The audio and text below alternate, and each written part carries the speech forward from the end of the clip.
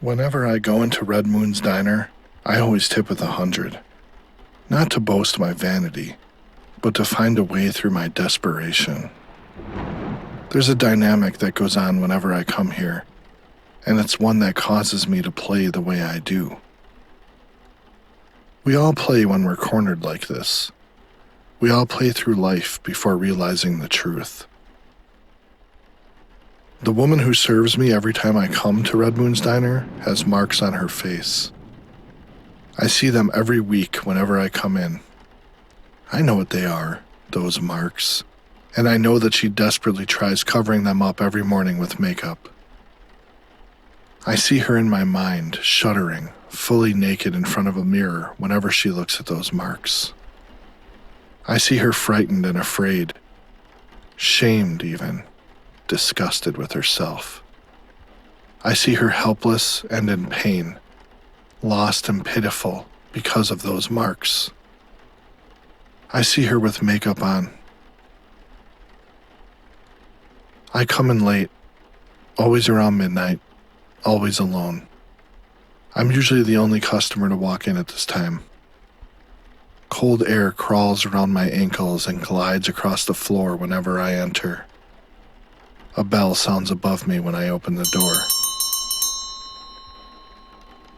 This place is typical of any American diner. It's clean with white-black checkered floors and white scrubbed counters.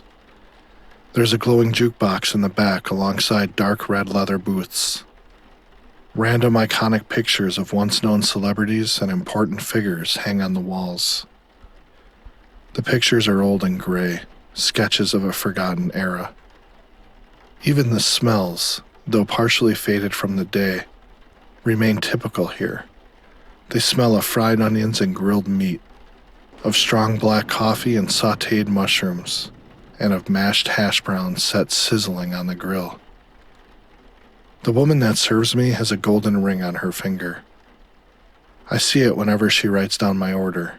Fluorescent lights make it shine and twinkle as I look at it. Sometimes I imagine it like a collar on some animal. Other times, I see it as a form of mutual imprisonment and slavery, a bond between two lovers. She doesn't know that I look at it, and she doesn't know how awkward it looks on her fingers. She hates me, I think. This woman, who has served me for the past 2 months already, must hate me for the way I always ask for her, and she must hate me for the way I always inquire about her health with her coworkers. She's the first to always turn her head away whenever our eyes meet, and she's the first to always show a sign of reluctance whenever near me. The only time she chooses to acknowledge me is when she forces on a plastic smile and hands me the bill. And even then, I feel nothing but contempt and malice from that smile. Today, though, there is no smile. Today, all I see are long-sleeve shirts to cover her arms and an extra layer of foundation to hide the bruise near the corner of her mouth. The same as last time? Yes, I say. I note a tired strain in her voice and watch quietly as she writes down my order. The fingers aren't straight. The pen is slanted and crooked. Her hand trembles as she writes, as if broken bones were inside her slender fingers. 10 minutes, okay? Sure, I reply. Thank you. I take a drink of water and watch as she walks away. Her hair is down over her shoulders this night. It reaches down her back and seems to pull at her neck with an invisible weight. I wait patiently for my meal and tap away with my fingers.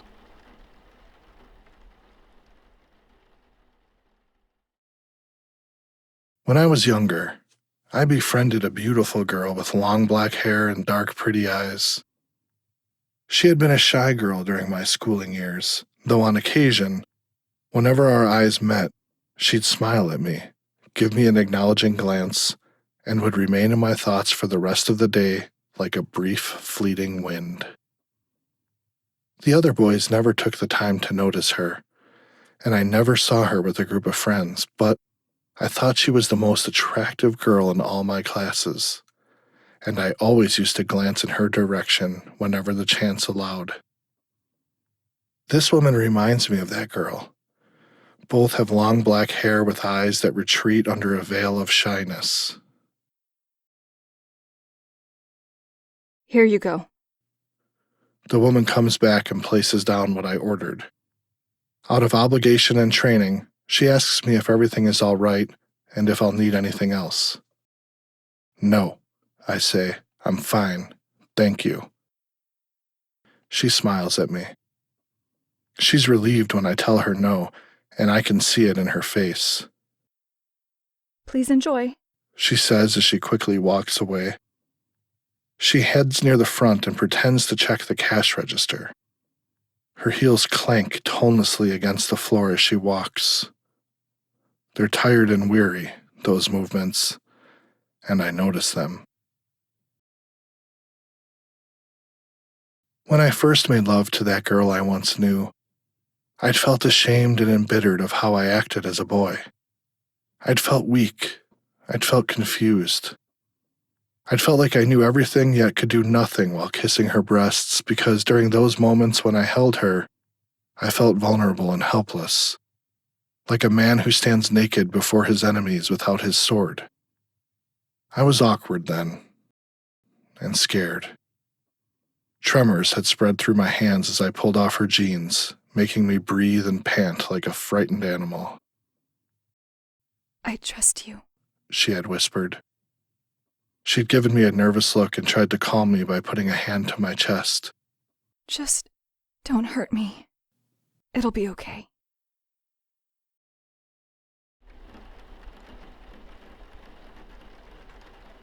A sound takes me up from my thoughts. Two elderly couples walk into the diner. They're followed by a man, and I frown when suddenly seeing him. He has on a long, dark overcoat with black leather gloves. His hair is swept and combed to the side. His hair is dark, and his shoes, black Italian leather once again, takes him to the counter as they squeak across the floor. It's raining outside. Droplets of water spill from his hair and land on the floor. "We need to talk," he says.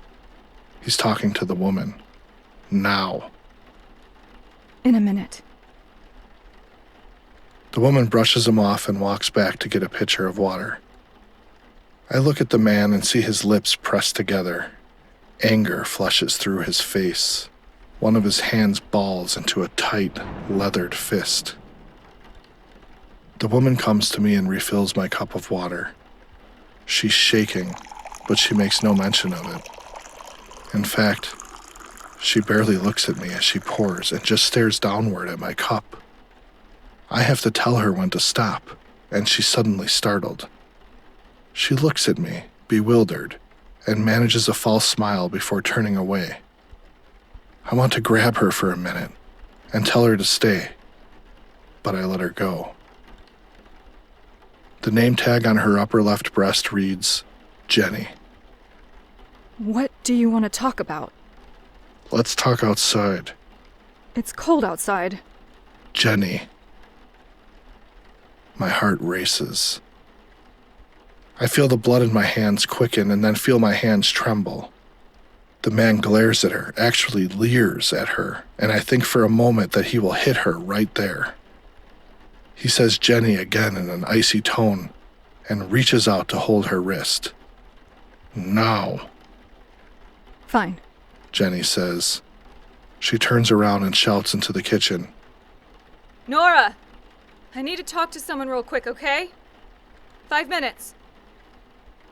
I watch anxiously as he pulls her aside and walks out the diner. He begins yelling. His breath is hot and white against her face. His mouth almost envelops her. Jenny's face is lowered and her shoulders quiver. More than once does he raise his fists at her and threaten to strike her. I'm reminded of a little boy going through a tantrum, of a pathetic child who hasn't gotten his way. I wait for the strike to come. I wait to hear the noise. I wait to see the moment when he'll finally hit her. It doesn't come. Not yet, at least. First, Jenny steps up and says something to him. Then she pushes against his chest and screams something else. She is small compared to him. Oh, so small. And the shove barely moves him, but he flinches anyway. He's off balance from the shove, startled for a moment. I see a flash of amazement flare through his eyes. He's lost control. He's bewildered. He's bewildered for having lost control, and all the past rages deep inside of him suddenly builds up and explodes. He hits her. The blow comes out of nowhere, masked by black leather gloves, and he strikes her cleanly across the face. The blow is cold and hard like the snap of bone. I jerk at the sound I hear through the windows. My grip tightens over the knife. Jenny's head snaps to the side. Her voice cuts off. To my amazement, she still stands before him. Only now her head is turned, skewed to an ugly angle. She's trembling. A lock of hair trails down her cheek and sticks to the corner of her mouth. Instead of shouting back at him, she stands submissive and defeated with her head lowered. The man shouts again, spits at her, raises his fists at her. Jenny nods her head. She brings a hand to wipe her face, then nods a second time. She mutters something else, and then another thing. An apology. I feel my pulse die down. The knife in my hand has stopped trembling, and I set it aside. The man carefully approaches Jenny and reaches to take hold of her wrist. He says something to her, breathes into her face again, and Jenny nods her head a third time before he takes her in a slow embrace. His arms wrap fully around her back and his chin rests atop her head. His fingers stroke the back of her neck and curl around her hair. He whispers something. Jenny, for the fourth time now, nods her head. The man leaves, and I check my watch. It's 1:36 a.m. Jenny stands there a moment longer and then walks back inside.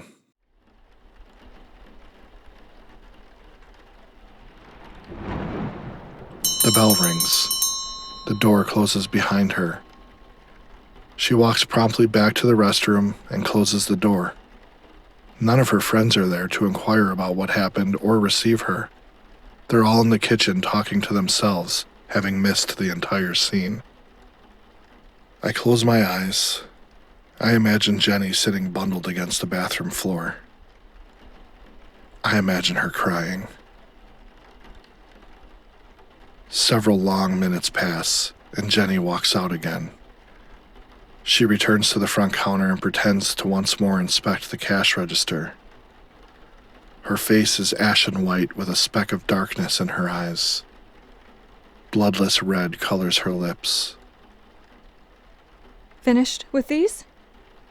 Yes, I say, thank you. She takes my plates away. I watch and hold my hands together, using them to rest my chin. When I made love to that girl, the girl who told me that she would trust me and who told me it would be okay, I did something to her that made her wince with pain and that caused tears to run down her cheeks. I panicked and quickly asked her, "Are you all right?" She had gently pushed me away. I'm fine, she whispered. It hurts a bit. Just go slow, please. I asked her if she was bleeding. She said yes. Then I asked her what to do, and she replied, I don't know. Jenny comes back with a slip of paper in her hands. She places the bill on the table and practices a delighted smile. Have a good night. she tells me, even though it's near 2 in the morning. We hope you enjoyed your meal. I nod and reach to take out my wallet. She stands there and waits patiently with her hands held together. I say flatly, "You never used to wear so much makeup before." A frown passes through her face. Excuse me? "Makeup," I say again. I place the $100 bill on the table. "You never used to wear it so much in the past. What happened?" The face changes again, but it becomes confused and pale, resentful and angry. She glares at me and says, I'm sorry, but I don't know what you're saying. I don't. "Why do you always ignore me, Jenny?" How do you know? She looks down at her name tag. A crossing look passes through her eyes, and she quickly rips the name tag off. She throws it to the ground and leers. Look, I don't know who you are, but you had better just stop it, all right? I've never seen you in my life. "If you don't know me, then why do you choose to ignore me?" Another startled look runs through her face. I think to myself, what has happened to you, Jenny? Why did you run away? I'm going to speak with my manager now. She turns around. I quickly grab her wrist and hold her back. "How could you have turned out like this?" I ask. "You used to be so happy back then. What happened to you?" Let go of me! She throws my hand off. Don't you ever touch me like that again. If you touch me like that, I'll call the cops on you, you freak! She slaps my cup off the table. It crashes to the floor with a loud, ear-splitting noise, shattering into bits of glass. Water splashes across the floor. I look at her quiet and stare at her eyes. Her eyes have become bloodshot. They appear dried and wounded. The redness inside of them looks like blood about to spill. Part of her hair peels back from her face and reveals a patch of redness on her cheek. "I saw him hit you," I say quietly. "Just now. Your husband." She wraps her arms around herself and shakes her head. Tears stream down her face. I'm fine. She mutters. She lowers her face and sniffles. It hurts a bit, but I'm fine. Just go away, please. "What are you going to do?" I don't know. I look to the side and see the other waitress staring at me from the kitchen. The other guests in the diner, the elderly couple that had come in after me, also stare, gazing at me with wide-eyed shock. I turn back to Jenny and say, "You used to trust me." She utters a quiet sob and shakes her head a second time. Just go before I call the police. Please, Daniel. Just go away. I stare at her. A great weight falls against my chest. I turn around and pick up my jacket. "Sorry, I didn't mean to upset you," Don't come back. she says. Just don't. Okay? I don't want you here anymore. I step past her. She shudders as I walk past. I mean it, Daniel. Jenny says behind me. I don't ever want to see you here ever again. Just please. Okay? I place my hand on the glass doors. It's ice against my palms. "Yeah," I say. I push the doors open. "I get it. Goodbye, Jenny." I step outside.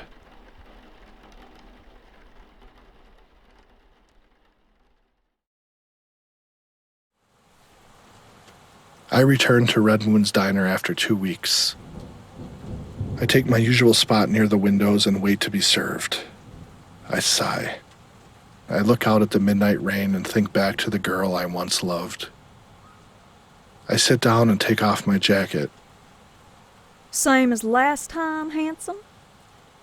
I look up. I'm startled by what I see. A strange woman stands before me. She has thick curls of red with hideous amounts of makeup on her face. Her chin is large and bulbous like a frog, while flaming red paints her lips. A mole rests on her left cheek. "Where's Jenny?" I ask. Oh, her? Sorry to say, hun, but Jenny left us a week ago. Just came in and told us she had to quit. Wasn't anything else about it. "Where?" I asked. Where did she go?" Say, I don't know. I wish I could tell you. You've been coming here all the time asking for her. It's been pretty obvious you had a thing for her. She suddenly stops and looks at me. Oh, I'm sorry. I didn't mean it like that. It's just that, you've been coming around here so often it became a thing we girls talk about all the time. I stare down at my hands. They're numb for some reason. I feel as if they're not even there. Can I ask you a question? I turn to her.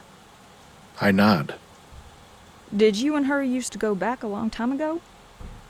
"No," I say. Disappointment spreads through her face. "I just wanted to see her again." Okay. I gotcha. I nod and look down at my hands again.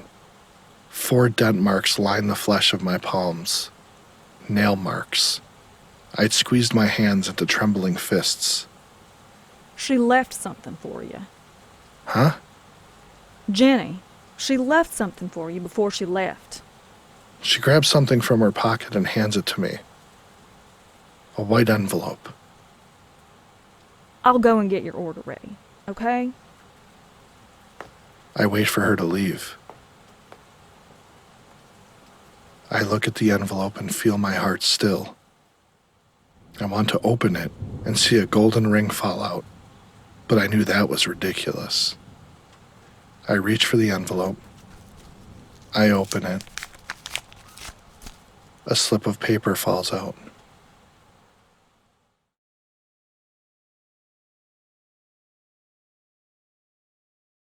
I close my eyes.